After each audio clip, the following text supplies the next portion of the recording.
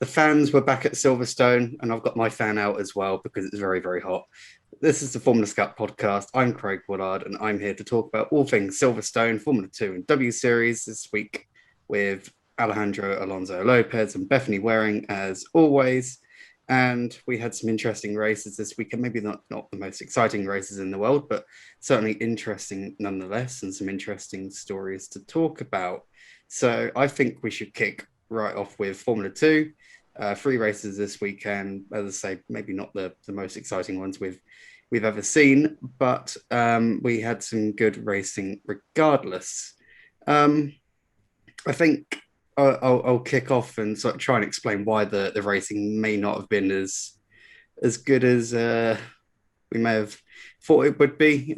We had a lot of DRS trains forming during the race. It's something that you tend to see more in Formula 3 than in Formula 2, but when they happen, you just sort of just get stuck in this sort of situation where you're unable to get close to the car in front, and in that sort of situation, and your tires drop off, and that's the end of that. A lot of the teams and drivers were also anticipating the front tires to be the issue this weekend, as that is exactly what happened last year, but it didn't quite turn out to be the case, as the rears, which usually what tend to go first in Formula 2, were problematic tires once more. So we had this bizarre sort of situation where the races weren't particularly good for Formula 2 for a change.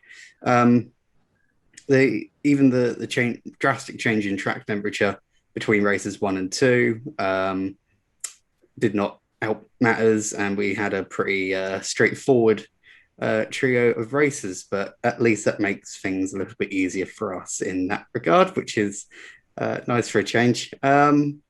So, guys, generally, just sort of like your general thoughts on the races this weekend, and whether you're a little bit relieved that we had a few straightforward ones for a change, as I realise that my microphone is not near me, so I'm going to move that a little bit closer.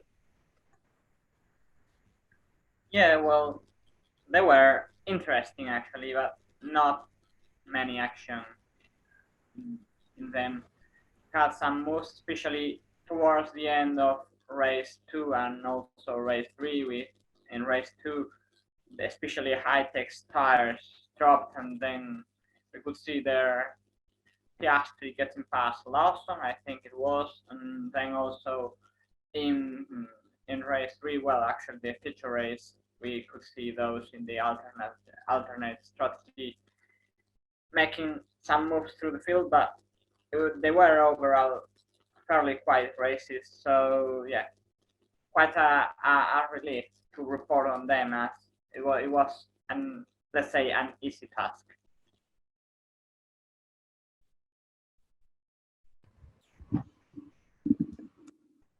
Sorry, did you ask me something? Yeah, just generally your thoughts on the races this weekend. I think the reason why the races were so quiet, as well as DRS, obviously, is because I wasn't doing the race reports this weekend. But they were surprisingly simple for F2 races. I think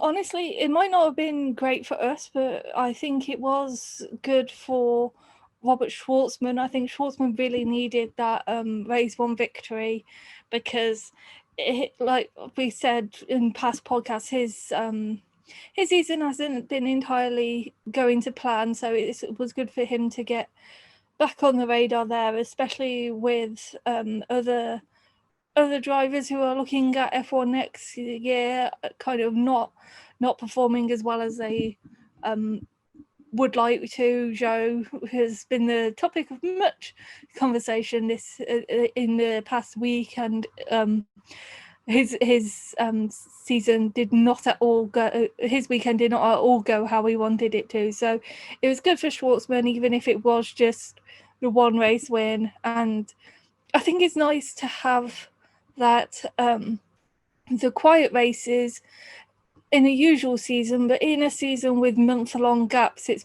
probably not the best thing.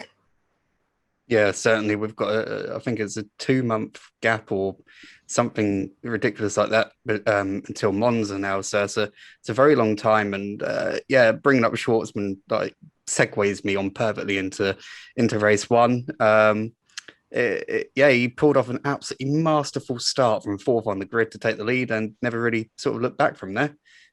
He took that win ahead of Yuri Vips and Christian Lundgaard, who finally got himself on the podium this season after some pretty dreadful luck, and we'll get on to more of that later. But Zhou spun out of that particular race at the start, so that made a huge dent into his championship lead. We'll move quickly on to sprint race two. Richard Verschoor won that, his first win in Formula 2, first win for MP Motorsport since Felipe Drugovich last season as well.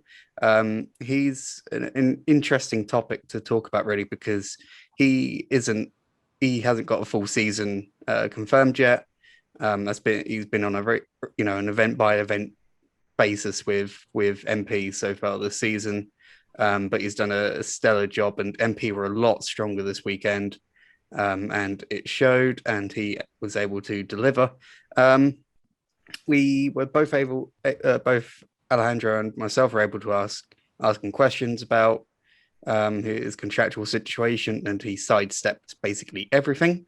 But that is how it is. But yes, Marcus Armstrong finally got himself a decent result as well with P2, whilst Dan Ticktum rounded out the podium at his home event. Meanwhile, Shwartzman, who won race one, spun off. So the feature race as well, that was fairly straightforward, especially for a Formula 2 feature. I was keeping an eye on the alternate strategy runners led by Yuri Vips route, expecting them to do something, and they didn't really sort of, do much with it. But Guanyu Zhou got a brilliant start from P2 on the grid to take Piastri at the start and controlled the race from there. Piastri's pace was nowhere in comparison to Saturday, and he was undercut by Dan Ticktum. Verschoor nearly got by Piastri at the end to snatch a podium, but Piastri just about held on. Lundgaard had some shocking luck with a loose wheel in the pits, which effectively ended his race, whilst he looked good for a possible top five. Shwartzman, Djokovic, Vips, Pourchaire, Zendelli, the other MP, and Daravala rounded out the points finishers. So the first question I'm going to put to you, Alejandro, because I'm pretty sure you're able to keep an eye on all three races, was the lack of pace from Prema. Very surprising, wasn't it? Yeah, actually, especially with Piastri, because when I attended the press conference on Friday, I eventually asked him about the tire degradation with the hot temperatures, and he said he was expecting to do great in those conditions. And actually today, which was arguably the hottest day of all three, he had the worst pace. So yeah, it was quite surprising to see him not being able to fight at the front. But I think he defended well from Verschoor to take the podium. I was glad to see that battle. We loved it, and yeah, it was good, hard but fair racing. Yeah, certainly. I totally agree. I do feel that despite the lack of pace, and it's something that I put Piastri on the spot on in the feature, he seemed to have no real answer for why that was the case. And it was certainly a surprise. But yeah, it wasn't just in the feature race that he had a really good scrap. He had a couple of really good scraps with old F3 rival Liam Lawson in the sprint races as well. Asked him about that, and he really enjoyed it and was able to come out on top in that. So Bethany, despite the lack of pace this week in the feature race, I feel that Piastri owned the weekend out of all of the drivers. We saw that had this narrative going on where it's one driver that owns a particular weekend, with Zhou in Bahrain, Pourchaire in Monaco, Vips in Baku and now Piastri in Silverstone. Would you agree that he's the one who was the most impressive? Yeah, he even I think we all kind of expected him to win that final race, but even though he didn't, I don't think it takes away all that much from the weekend, because he had such a consistent weekend. Fastest lap in both the feature races, and then that podium finish in race 3. So it was a big haul of points, even if it wasn't quite as big as we were all expecting it to be this morning. And I think it's not the best. It's not the best weekend we've ever seen from him, but it was definitely a very strong weekend, and just making the most out of some not great circumstances where with the lack of pace in race 3. Yeah, certainly. He scored more points than anyone else this weekend, so I think it's hard to argue against him being the standout performer. But Alejandro, let's talk a little bit about MP, because they haven't really sort of shone in the past couple of rounds on the street circuits, but they were really back on form this time around. They were pretty strong, sort of like fast flowing circuits in 2020 as well. So with a driver like Verschoor, we all know how good he is as Macau Grand Prix winner and so forth. And Zendelli sort of like, in the mix of points as well. How impressed were you with the Dutch outfit?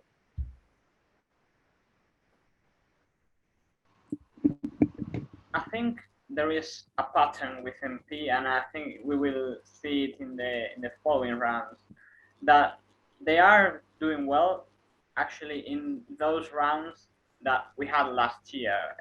So they were very strong in Bahrain, with Verschoor already around 4th place in one race. I think he was, I don't know, I cannot remember now, but was 4th in one of the races. And now they were again very, very strong at Silverstone, where Felipe Drugovich took pole position last year. So yeah, they've turned it around, and I expect them to do well. Probably, actually, probably nowhere, because Formula 2 didn't attend many more races from those we had last year. Abu Dhabi, maybe? No, they weren't at Abu Dhabi last season. So probably we'll see if they can keep this. They can keep this from performances in the following rounds, but I doubt it, because from what we've seen, probably they'll be more rounding off the top 10 rather than being at the top. Yeah, obviously Monza and Sochi are returning rounds from last year. Jeddah is new to literally everybody, and Abu Dhabi we haven't been to since 2019, I do believe. But I'm also starting to we've had a little bit of discussion sort of like among ourselves in our Slack group about like the championship picture, and I still personally think that it's way too early to even come up with a championship picture who's really in the fight. I mean, I've still got about 10, 12 drivers in my head personally, but do you guys have any sort of idea on what the championship picture is starting to look like at all?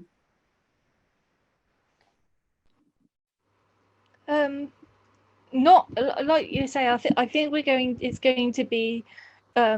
We'll get to the final weekend of the season, and we'll still be saying it's too early to tell who's going to take it. But I think we are starting to see some contenders kind of coming up. Piastri, Zhou, even though, like we say, wasn't a great weekend for him. I think Shwartzman's probably on the up. 2 wins from 2 weekends now. That's good for him. So I think we've got a couple of protagonists, but it's definitely too early to say that there won't be any twists before the end of the season. And which is good from a competitive standpoint, because obviously nobody really wants to have one driver running away with it and nobody else has a shot. But at the other hand, it's kind of hard to kind of gather a story of the season. Possibly partially because it's been so spread out, but like last season we had a kind of the right how Schumacher kind of took over from Isla, who was kind of had the most momentum behind them.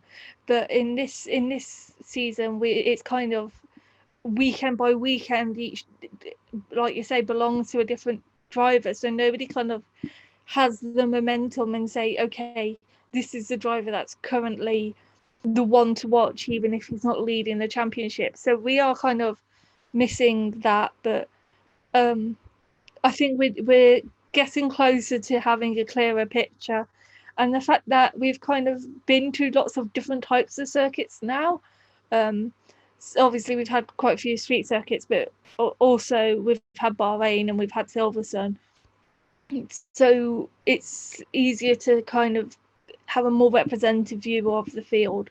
That's not ruling out anyone down in the bottom half of the top 10, because who knows what's going to happen in the next couple of rounds. Yeah, certainly. Alejandro, do you agree with that, or can you see a bit more of a clearer picture at this point?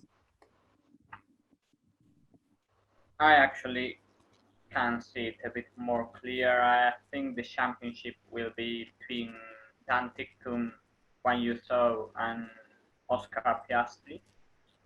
Possibly Ticktum is the quickest, in my opinion. He's been very, very quick in every single round. He has had some issues, but he has taken points in every single race he's finished. So if he can avoid those incidents, I think he'll be right at the front in every single race. We actually saw him in the podium in Sprint Race 2 yesterday, and today he was again charging for the win. It was like 4 seconds of Guanyu Zhou, who drove a brilliant race today. So we'll see. Zhou has been very strong at some points, almost unbeatable, but he has those off moments that make me doubt, because it's not like he's been fast every single time he's out there like Ticktum. He has been very, very fast in race 1 at Monaco. He was very fast in Bahrain. He was very fast in qualifying on Friday this weekend, but then he has those off moments like the start of race 1, his fun round on himself. So difficult to say. And then Piastri, like last year, he's showing a brilliant consistency. And yeah, if the others cannot materialize on their speed, I'm sure Oscar Piastri will grab the title, no doubt. And for the rest, I think we of course, as Bethany said, have very, very fast drivers, but I think they only can take a few podiums, maybe some victories, but they won't be consistent enough to challenge for the title. Yeah, certainly still a long way to go. I did put it to those 3 drivers in the press conference today whether they felt that the teams that they're driving for, Prema, Carlin, and Virtuosi, are the 3 top teams in the championship. 2 of them agreed with it, 1 of them didn't, and I'll leave everyone on a cliffhanger there because I want to save that those lines for a feature, probably our half-term analysis and all that sort of stuff where we delve into who really is the quickest. But it does seem like those 3 are probably the teams at the top. MP, High Tech, ART. They've had flashes, but I don't think that they've been consistently up there enough to really constitute themselves as proper, genuine, 100% fully legitimate contenders, especially against drivers as strong as the likes of Piastri, Ticktum, and Zhou. And I would certainly put Shwartzman in that bracket as well. And you can't count out the likes of Drogovic and Daravala at this point as well when they are with teams so strong. So we'll see how things pan out. The other point I do want to raise is about the start procedure, which changed for. It seemed like it changed for a couple of teams after Baku with Zhou's slightly weird accident. Ticktum said that the technical gumph surrounding it was a little bit boring, so I won't delve into it too much either. But it does seem like the start procedure changed slightly for at least some of the teams, which I find is a little bit strange in the spec category, but I'll have to do a little bit more chasing up on that, I think. Should we move on to W Series, which is also in action at Silverstone this weekend? I don't know whether you guys were able to catch it or not. I expect a nod or yeah. Basically, it was a weekend-long battle between Alice Powell and Fabian Volvend. They were trading fastest lap times in qualifying, with Powell coming out on top towards the end, whilst Volvend took a turn at the top as well a couple of times. Volvend got the jump at the start, which she later said that she was extremely proud of for doing that. She's been working on her starts a lot, and she looked to have the edge over Powell until a safety car came out for a mechanical issue for Miki Koyama. After the restart, Volvend made a mistake, and that allowed Powell to capitalize. Powell had a small error of her own, but was able to hold on to win at home, and her home event being from Oxfordshire, so not too far away from Silverstone. She labelled it as one of her biggest achievements in her career. Oswald Wren said it hurt a little to lose out after such a good start, and felt that the win was hers without the safety car. Jamie Chadwick was third, rounded out a podium, but she was puzzled by a lack of pace. But she did say that she wasn't performing at her best. Emma Kimalainen, Nerea Marti, Bicycle Vista, Sarah Moore, Abbi Pulling on her debut, Abby Eaton and Vicky Piria rounded out the top 10 after a penalty for Jess Hawkins, who clashed with Belen Garcia on the last lap. So, Bethany, we had some good racing up and down the field, I thought, especially in cars that generally don't tend to race too well, because we do tend to criticise the Tatius T318 quite a bit. And we have just been joined as well in the middle of the podcast. But yeah, Bethany, what do you make about the racing this week? Yeah, considering Silverstone didn't provide the best racing for some series that were racing there today, and these cars don't provide the best racing in general. It was a surprising amount of really wheel to wheel racing. It was kind of hard to follow if you weren't focusing on it entirely, like whether it's just my bad memory, it is just my bad memory, or whether it was just kind of a lack of engagement. It just wasn't. Looking at the results and listening to your kind of recap, I was like, oh, I do not remember that happening. It was just so. While there were those wheel-to-wheel races, it was also a lot of kind of sitting one behind the other, which was kind of what I was more expecting from the race, to be honest.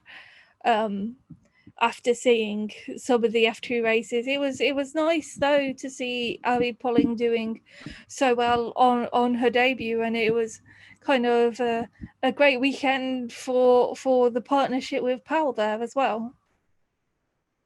Yeah, certainly. Yeah, like you said, great debut for Pulling, taking home some solid points. She almost seemed like a little bit disappointed to not be right up there in the mix, but sort of I think gives a good indication of like the strength of the field this year, and where she's at as well. I'm sure she'll be back for more races. Alejandro, I don't know whether you were able to catch it or not. If so, do you have any thoughts to add? Yes, of course, I watched the race. It was actually a pity that Abbi Pulling made that mistake, because he would have been pretty much in the fight for the championship. Of course, now he is, but he's 20 points behind the championship leader, Alice Powell, and he had driven a great race before that happened. He took the lead in the start and had pretty much dominated it without much trouble. And then also, pretty much agree with Bethany. It was great to see Abbi Pulling taking some fight on those more experienced drivers in the category, which is great. I think she's a great driver. She's proven it in British Formula 4, and we'll see. Do we know if she's continuing for the rest of the championship? Was it a one-off? No. Anyway, do we know it or not? Well, she's one of the reserve drivers, and because of the situation with the pandemic going on, that seat that she was in was originally going to Tasman Pepper, but they've got just the rotation of reserve drivers at the moment. So we'll see if she's back for another round. Obviously, we need to.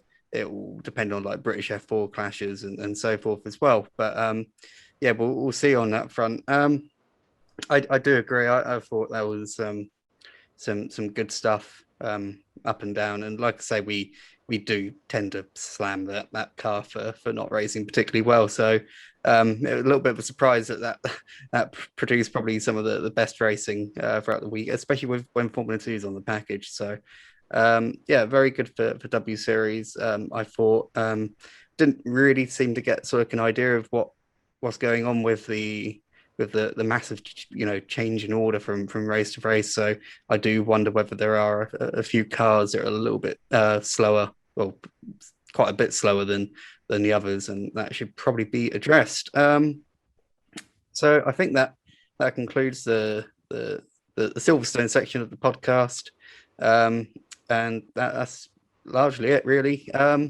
We'll run down the other winners of the races that have run so far this weekend, because there's still some racing going on, literally as we're recording.